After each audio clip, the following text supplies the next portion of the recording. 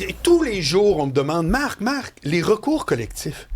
On m'arrête sur la rue, je suis dans le métro. Mais tu dois tellement être tanné de te faire arrêter. Ouais, ben sais-tu quoi? Encore une fois, toujours soucieux de l'auditoire de Cube, Isabelle, j'ai fait Sophie Mongeon, maître, notre avocate maison. Oui. Hein, ma collègue. Quand deux avocats se rencontrent, ça donne un franc succès. C'est très fort. C'est très Et puis là, aujourd'hui, tu vas nous démêler ça avec une série de puissantes anecdotes, mais toutes vraies, comme d'habitude, bien entendu. C'est quoi l'idée d'un recours collectif? D'abord, en quoi c'est différent d'un recours individuel? Bien, un recours individuel, c'est sûr que ça te concerne toi particulièrement et tu assumes les frais juridique. Tandis qu'une action collective, c'est le mot approprié maintenant, recours collectif a été... Excuse-moi. Non, mais c'est action collective. Bon, c'est pas grave, là. Action collective, maintenant, c'est pour représenter un ensemble de gens qui vivent un litige similaire. Donc, ça les empêche effectivement, devoir faire une preuve plus concrète, individuelle, et c'est gratuit. Donc, ici au Québec, on est les champions des actions collectives. Tellement, mais ce qui a inspiré aujourd'hui, c'est les cartes prépayées. Oui, les cartes prépayées, on lit souvent, on va acheter une carte prépayée Visa, etc., pour donner en cadeau. Et puis, c'est une façon de donner un cadeau qui permet à la personne d'acheter ce qu'il veut, etc. Ben oui. Sauf que le problème, c'est qu'on s'est rendu compte que les frais d'activation n'étaient pas indiqués. Ça fait en sorte que le prix total est plus grand que qu'est-ce qui aurait dû être. Ah. Et dans ces circonstances-là, il y a eu un règlement de 5,5 millions de dollars qui fait en sorte que tu t'inscrivais, tu disais que tu avais acheté une carte prépayée et à ce moment-là, le recours avait été accepté et les sommes ont commencé à sortir lundi, puis c'est 16 et 25 par personne. On parlait au départ là, d'une somme qui pouvait aller jusqu'à 100 $, mais étant donné qu'il y a eu plusieurs inscriptions... C'est comme le cartel du pain, ça. Ben, exactement. Là. Donc, plus le monde s'inscrit, moins que tu as. Donc, c'est 16 et 25. Et à ce moment-là, tu reçois ton chèque parce que tu as signé l'action collective, that's it? Non, tu as rempli le formulaire qui est souvent... Et tu vas recevoir 16 $. 16 et 25. Pas besoin de preuve. Oui. Elle a été faite... Mais tu n'avais pas besoin de preuve pour faire cette demande-là. Puis à la limite, même à certains moments donnés, on laissait sous-entendre que tu pouvais faire plus qu'une demande. Donc, ça avait plusieurs cartes. Mais finalement, ça s'est retrouvé que c'est par personne, 16 et 25. Et c'est sorti lundi. Puis les gens m'écrivaient, c'est-tu un attrape, c'est-tu une fraude, peux-tu cliquer?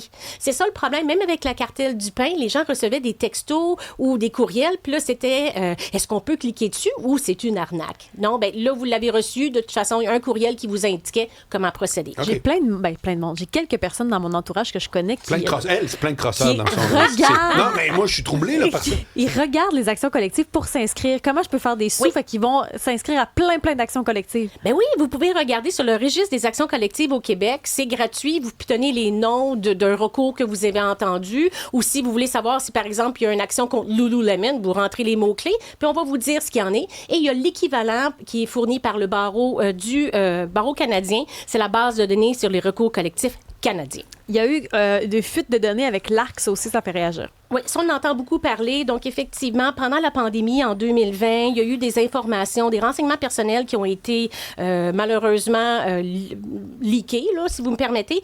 Donc, merci. Donc, il y avait 3 recours pour, justement, un accès non autorisé à vos renseignements. Okay. Ensuite, les renseignements ont été utilisés et il y a eu des demandes frauduleuses et d'autres choses qui vous ont causé une plus grande fraude. Donc, les montants vont changer dépendant si c'est un accès non autorisé, une fraude ou une extrêmement grosse fraude. Donc, on parle de 80 $, 200 $ ou 5 000 $. Vous avez jusqu'au 3 février 2027 pour vous inscrire, ne pas passer à côté. Sophie Mongeon, quand tu dis une extrême grosse fraude, c'est un vrai critère qui existe ou c'est toi qui... je le dis grossièrement pour permettre aux gens qui nous écoutent en conduisant. OK, mais il n'y a pas des critères. Oui.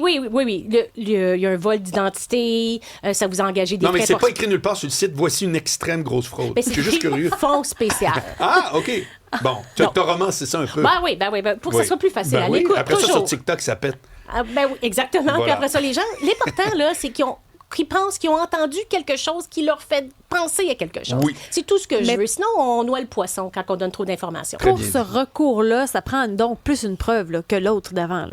Ben oui, il faut démontrer effectivement qu'il y a eu un accès non autorisé à ton dossier de l'Agence du revenu du Canada. Puis après ça, que tes données ont été utilisées légèrement ou énormément. Oui. Bon, la poudre pour bébé, ça, c'est le démon. Tellement grave. C'est le démon. C'est épouvantable. C'est l'œuvre du diable. Et on se rend compte qu'on utilisait cette poudre à bébé-là de talc sur les fesses de nos enfants pour les protéger justement contre un rythme fessier, tout le problème. Irritation. Donc, ce qui se passe, c'est qu'on s'est rendu compte que les produits contenaient de l'amiante. L'amiante, là, c'est banni au Canada depuis 2018.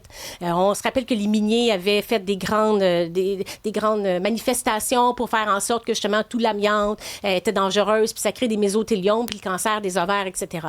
Donc, on s'est rendu compte qu'effectivement, que la compagnie Johnson & Johnson utilisait de l'amiante, des traces d'amiante, jusqu'en 2023-2024. Ouais, c'est tout récent. C'est tout récent. Donc, il y a eu un règlement en cours de 5,5 milliards de dollars aux États-Unis. Et actuellement, nous, l'action collective, elle est ouverte, mais il n'y a pas de règlement encore, il n'y a pas encore de montants qui sont déterminés. Mais ça aussi, parce que tu peux pas prouver que tu as déjà eu de la poudre sur les fesses, tu peux appliquer, n'importe qui peut appliquer. Ben, si tu te mets à parler le Tetfermine, ça, c'est peut-être... Non, mais les critères sont là. On vous pose quelques questions, mais dans ces contextes-là, tu n'as pas besoin nécessairement d'avoir une facture pour le démontrer. Là. Un peu comme la carte prépayée. Mais j'en reviens pas ça, Sophie Mongeon. Sérieux. Mais c'est là l'action collective. C'est pour ça qu'il y a le fun. Encore faut-il que tu sois un client. Je trouve ça drôle que tu peux juste dire, bah oui, moi j'ai été un client. Il y en a plein de cyclistes qui se mettaient de la poudre dans les shorts. Là. Ça peut marcher pour eux autres aussi. Ça pourrait marcher pour eux aussi, dépendant, là, évidemment, là, dans quel contexte ils l'ont utilisé. Non, mais revenons à ma question. Oui. Je trouve ça spectaculaire. Qu'est-ce qui fait que tout à coup, dans ce type-là, les actions collectives, pour être précis, que tu n'as pas à démontrer rien, tu t'inscris, voilà, puis tout à coup, tu reçois un chèque. Tu n'as peut-être jamais été un client, c'est ça, je comprends? Ben, c'est ça. Ben non, mais... Si tu comprends bien. Oui. C'est pour ça qu'il y en a Qu'est-ce qui plein fait qui que ça le font. virait de même? C'est la seule... Je vois rien d'autre dans le droit civil où tu n'es pas obligé de prouver que tu étais au moins avec un lien de droit. Ben, c'est ça la beauté des actions collectives. Ben, la beauté, je sais pas. Là. Ben oui, mais les actions collectives, là, c'est le chien de garde contre les entreprises. Imagine si une personne individuelle avait essayé de poursuivre Johnson & Johnson pour la poudre de bébé. Non, je suis pas contre les actions collectives. Je trouve ça drôle qu'on n'ait pas besoin de prouver avec une simple, banale facture qu'on est au moins un vrai client. Ben, OK, toi, tu es un client qui achète la poudre de talc en 2020 ou en 2021. T'as déjà un bon point. T'as-tu vraiment gardé ta facture? Puis c'est impossible. Parents qui ont badigeonné, là, tu n'as pas ta facture. Non, mais pas juste ça. C'est le prix à payer pour faire le rôle de chien de garde que tu parles. Dans le fond, c'est ça. Oui, pour l'entreprise, c'est comme... Hey, ou bien on est droit comme une barre, ou sinon, n'importe qui va faire croire qu'il est client, puis il va falloir le rembourser. La logique, c'est ça. Bien, la logique, c'est impossible pour un consommateur de démontrer plusieurs années plus tard quand c'est un achat de petite... J'achète ça total. Donc, à ce moment-là, on va pelleter en général pour autoriser et faire tu peux faire une réclamation à ce moment-là. Donc, évidemment, moi, je pourrais remplir une réclamation en disant je l'ai utilisé sur mon fils Jérémy, ma fille Emmanuel pendant un petit bout de temps, de telle date à telle date. Ça constitue une preuve en soi. Bien, c'est ça, à certains moments donnés. C'est pas des montants faramineux non plus. Ça, c'est différent que le tabac, là, où on monte des dizaines de milliers de dollars. Ça, c'est une autre histoire. Action collective inusitée contre Tinder. Oui, Tinder. Oui, je savais même pas qu'il y en avait une. Donc, ce matin, quand j'ai commencé à regarder justement pour mes cartes prépayées, ça sort. Donc, ce qui se passe, c'est que si vous êtes un client de Tinder, donc, dépendant de votre âge, vous allez payer l'abonnement à un prix différent. Donc, si tu es plus jeune, donc en bas de 30 ans, le Tinder Gold, par exemple, ça va te coûter $19,99 par mois. Et si tu as plus de 30 ans, c'est $39,99 par mois. Quand même. C'est une grosse différence. Donc, ça l'action coûte cher, collective aux États-Unis et au Canada également, c'est basé sur une discrimination sur l'âge. Ça, on peut pas faire ça. Ben, moi, j'aurais dit c'est basé sur un degré... comment je dirais ça, donc? De difficulté de matchage? Ouais. Oui. Un degré de désespoir. C'est que... Oui. Plus il y a de prétendants, plus ça coûte cher. Ben oui. Ben, c'est ça. Donc, le recours collectif contre Tinder, il est basé sur l'âge. Et également, au Canada et aux États-Unis, mais aux États-Unis, on rajoute encore un petit peu plus. Donc aussi, c'est sur le fait de devenir compulsif, pay to play. Donc, c'est une façon de te garder accroché à la plateforme pour faire en sorte que tu continues à l'utiliser.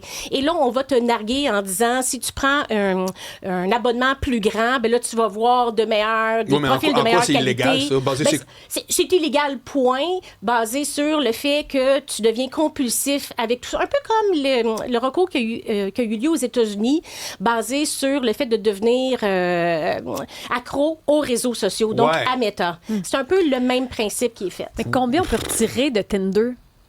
Qu'est-ce que vous voulez Par dire? le recours collectif, là, on dit, c'est pas juste, là, moi, j'ai, je sais pas, moi, 45 ans, j'ai payé plus cher que le jeune homme de 29. On ne sait pas encore. L'entente est de 60,5 millions de dollars. Je me suis pas attardée sur la façon que ça va être réparti, les sommes comme telles. Mais écoute, moi, il y a quand même de quoi que tu dis là. Moi, je n'achète pas ça pantoute. C'est-à-dire que Instagram, TikTok, auprès des enfants, je veux bien croire que là... Mais je me demande sur quelle loi ça repose de dire, on vous donne des incitatifs pour que vous continuez à vous abonner. Ça s'appelle du marketing. Mais ça, c'est selon l'âge. Je le vois pas. Là. On dit que... Non, ça, j'ai bien compris. Mais Sophie, elle nous dit que le principe aussi, un deuxième se rajoute, c'est-à-dire... on n'a pas le droit d'inciter quelqu'un à rester abonné. Là, moi, je comprends pas. Là, la loterie de base, ça devient illégal. Très bon point. On dit que les fonctionnalités de certaines applications, Tinder, Hinge et The League, que je connais pas du tout, favorisent une utilisation compulsive qui ressemble à des jeux. Donc, comme je vous disais tantôt, pay to play. Donc, mais ça, le recours n'est pas encore accepté. On est au stade là, de discussion. Ouais. C'est comme un peu de l'espoir. En tout cas, sais-tu quoi? Encore une fois, ce fut fort intéressant. Une belle Merci rencontre. beaucoup, Maître Sophie Sans Mongeon. Tinder. Ouais, Merci. Et à très bientôt. Bye bye.